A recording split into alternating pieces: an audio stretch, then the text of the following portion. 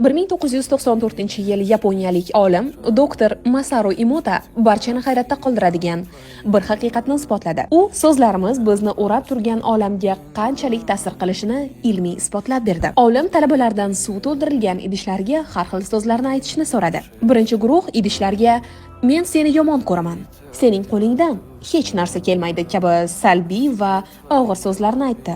Ikkinchi guruh esa "Men seni yaxshi ko'raman", "Rahmat" kabi iliq va ijobiy so'zlarni aytdi.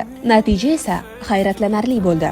Suv muzlatilib, mikroskop ostida tekshirilganda, natijalar hammani lol qoldirdi. Yomon so'zlar aytilgan suvda tartibsiz, xunuk va parchalangan shakllar hosil bo'ldi. Yaxshi so'zlar bilan to'yingan suv esa ko'zni qamashtiradigan darajada go'zal, simmetrik va tartibli kristallar hosil qildi. Eng qizig'i shundaki, inson tanasining 70% dan ortig'i suvdan iborat. Bu degani biz aytayotgan har bir so'z nafaqat atrofimizga, balki o'zimizning hujayralarimizga, salomatligimiz va hatto taqdirimizga ham bevosita ta'sir qiladi. Shunday ekan, mehr qo'shib gapiring, minnatdorlik bildiring. O'z hayotingiz haqida faqat yaxshi niyatlar bilan so'zlang. Zero so'zda ham vayron qilish, ham qayta bunyod etish xususiyati bor.